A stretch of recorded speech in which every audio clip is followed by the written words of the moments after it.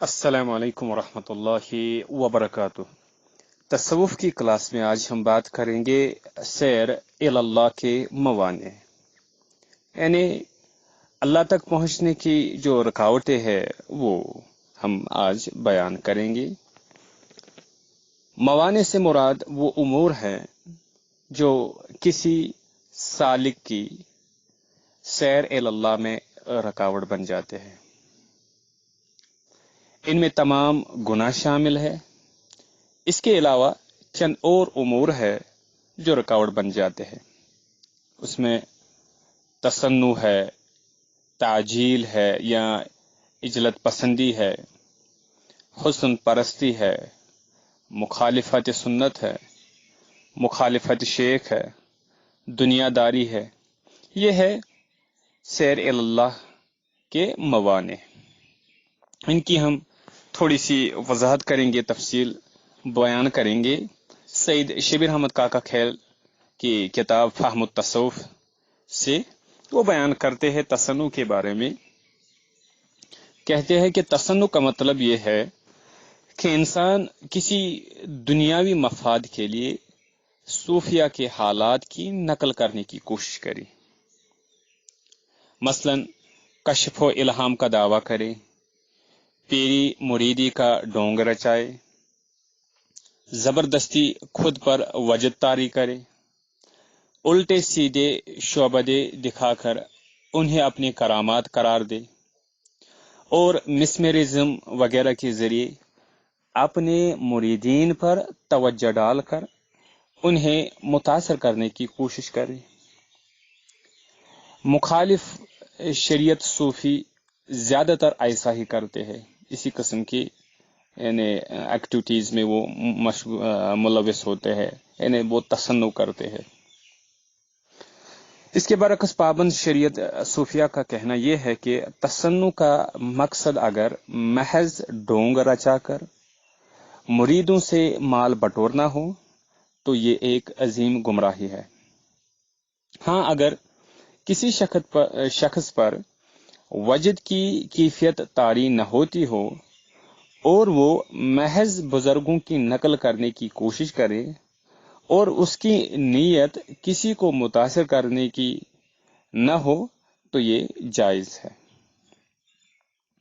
دوسری رکاوٹ ہے اس سفر میں، وہ ہے تعجیل یعنی عجلت پسندی، ہیسٹینس۔ عجلت پسندی کا مطلب یہ ہے کہ اپنے مجاہدات اور دیگر امور کے نتائج کے حصول میں جلدی کا مطالبہ کرنا، یعنی یہ جو ایک شخص مجاہدات کرتا ہے اور باقی ایکٹیویٹیز کرتا ہے اس تصوف کی راہ میں، اگر وہ ان کے نتائج اور ریزلٹز حاصل کرنے میں جلدی کا مطالبہ کرتا ہے تو یہی ہے تعجیل اور عجلت پسندی۔ یعنی انسان مجاہدہ شروع کرے تو اس کی خواہش ہو کہ چند دن میں اس پر انوار و تجلیات نازل ہونے لگے اور وہ تصوف کی منازل طے کر کے سیر فی اللہ کے مقام پر پہنچ جائے۔ ایسا کرنا چونکہ اپنے شیخ پر زبردستی کرنا ہے، اس وجہ سے اسے بہت برا سمجھا جاتا ہے۔ پابند شریعت صوفیہ کہتے ہیں کہ شیخ کے بس میں صرف طریقہ بتانا ہوتا ہے، اس کے نتائج اللہ تعالیٰ کے ہاتھ میں ہوتے ہیں۔ اس وجہ سے جلدی مچانے والے کبھی کامیاب نہیں ہوتے اور اپنے شیخ سے بدظن بدگمان ہو جاتے ہیں۔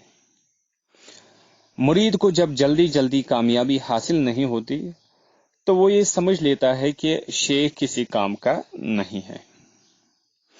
اور ایک رکاوٹ ہے، وہ ہے حسن پرستی۔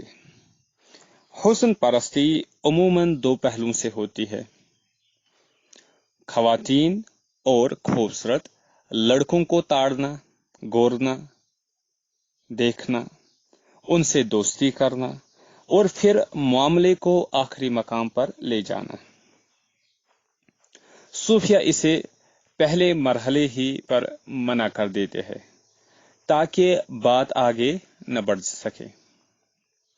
ان کا کہنا یہ ہے کہ خوبصورت لڑکوں کا معاملہ خواتین سے بھی زیادہ شدید ہے۔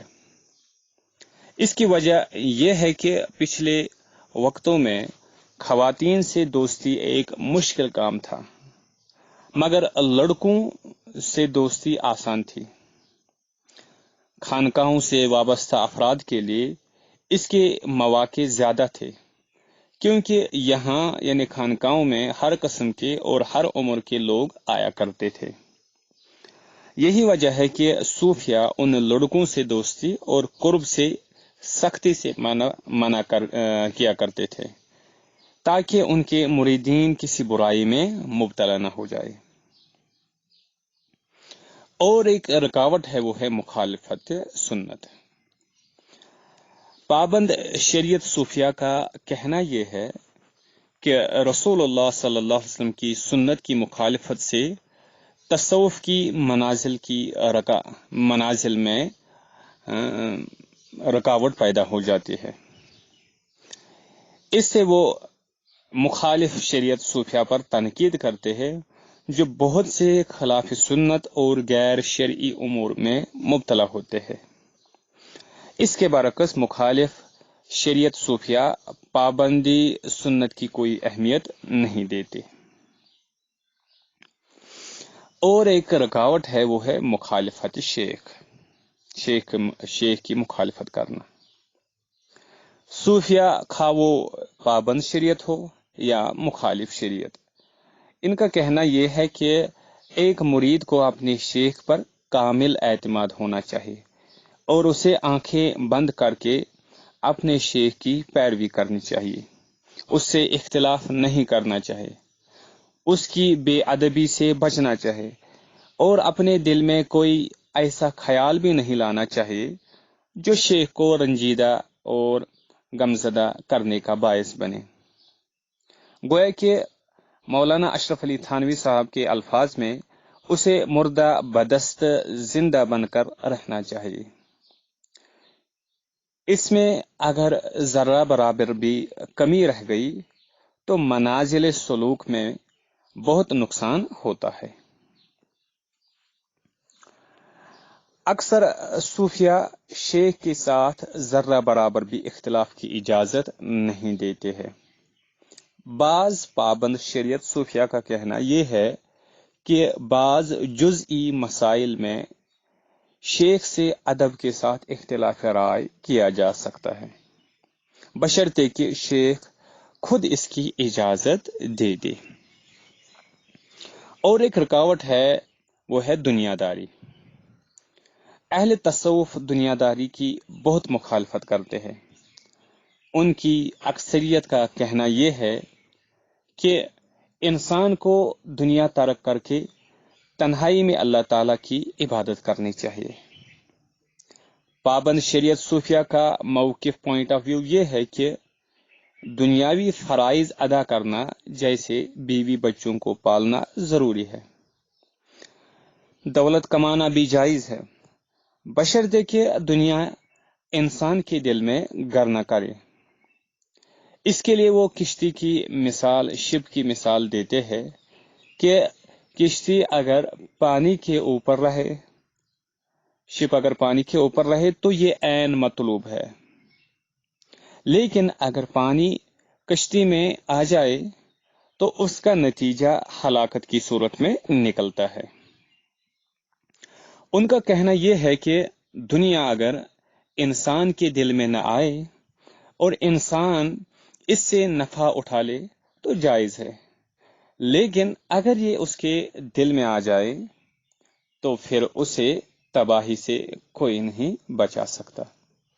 یہ ہے وہ رکاوٹیں جو ایک سالک کو پیش آ سکتی ہے تصوف کی راہ میں، تصوف کے راستے میں۔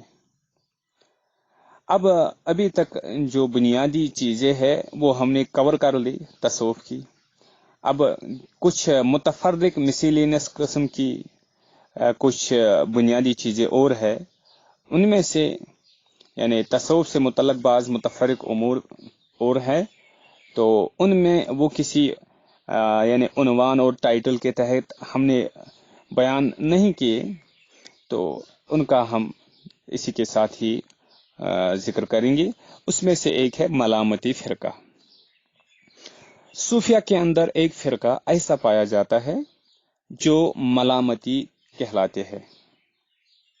ان پر ایسی کیفیت طاری ہوتی ہے کہ یہ لوگوں سے ملنا جلنا پسند نہیں کرتے. یہی وجہ ہے کہ لوگوں کے سامنے یہ جان بوجھ کر ایسی حرکت کرتے ہیں کہ جس سے لوگ ان سے متنفر ہو جائے. مثلاً ایسے طریقے سے چوری کرنا کہ لوگ دیکھ لیں. بعض صوفیہ کسی گناہ پر اپنے نفس کو سزا دینے کے لیے ایسی حرکت کرتے ہیں تاکہ لوگ ان سے نفرت کریں، انہیں مارے پیٹے، اور اس طرح سے یہ خود کو سزا دلواتے ہیں. پابند شریعت صوفیہ کا کہنا یہ ہے کہ ملامتی صوفیہ کے افعال اور کام بظاہر خلاف شریعت ہوتے ہیں، مگر حقیقت میں ایسا نہیں ہوتا. اس کی مثال میں وہ مشہور صوفی بزرگ بایزید بستامی کا واقعہ پیش کرتے ہیں کہ وہ رمضان کے مہینے میں سفر سے واپس آ رہے تھے تو لوگ عقیدت میں ان کے استقبال میں اکٹھے ہو گئے. انہوں نے ان لوگوں کو متنفر کرنے کے لیے سب کے سامنے روٹی کا ایک ٹکڑا کھا لیا. لوگوں نے رمضان کی بے حرمتی دیکھی تو سب انہیں چھوڑ گئے کہ یہ کیسا صوفی ہے جو روزے نہیں رکھتا. حالانکہ انہوں نے اس وجہ سے روزہ قضا کیا تھا کہ روزہ نہیں رکھا تھا کہ مسافر پر روزہ فرض نہیں ہے. لوگوں کو خود سے متنفر کرنے کی وجہ یہ ہوتی ہے کہ یہ ملامتی صوفیہ تنہائی کے طالب ہوتے ہیں، تنہائی پسند ہوتے ہیں، اور اس بات کو پسند نہیں کرتے کہ لوگ ان کے قریب مجمع لگائے، جمع ہو جائے. دوسرے یہ کہ وہ اس طریقے سے لوگوں کی ملامت کے ذریعے اپنے نفس کشی کرتے ہیں، اپنے نفس کو تکلیف دیتے ہیں، کنٹرول کرتے ہیں، اور اپنے آپ کو تکلیف دیتے ہیں جو کہ ان کے نزدیک ایک مجاہدہ ہے. اس کے علاوہ اور ایک چیز ہے متفرق میں سے، وہ ہے نفس انسانی کی اقسام. صوفیہ کے نزدیک انسانی شخصیت میں 3 قسم کی قوتیں پائی جاتی ہیں، پاورز اور صلاحیتیں پائی جاتی ہے، جنہیں نفس کہتے ہیں. ایک ہے نفس امارہ، دوسرا ہے نفس لوامہ، اور تیسرا ہے نفس مطمئنہ. نفس امارہ انسان کے اندر وہ قوت ہوتی ہے جو اسے برائی پر اکساتی ہے اور پھر اس پر نادم بھی نہیں ہوتی، پھر اس پر پشیمان بھی نہیں ہوتی. نفس لوامہ وہ قوت ہے جو برائی پر اکساتی بھی ہے مگر اس پر انسان کو سرزنش اور تنبیہ بھی کرتی ہے. اور نفس مطمئنہ وہ قوت ہے جو اسے نیکی کی طرف بلاتی ہے اور اسی کی ترغیب دیتی ہے. یہ ہے انسانی نفس کی اقسام صوفیہ کے نزدیک. تو اس طریقے سے جو بنیادی اور 2 چیزیں تھی وہ ہم نے کور کر لی. انشاءاللہ اگلی کلاس میں انشاءاللہ اب دلائل کے ساتھ، یعنی ناقدین تصوف اور تصوف کے ماننے والوں کے دلائل، ان کو جان لیں گے انشاءاللہ ایک ایک کر کے تفصیل سے. تب تک کے لیے السلام علیکم ورحمۃ اللہ وبرکاتہ.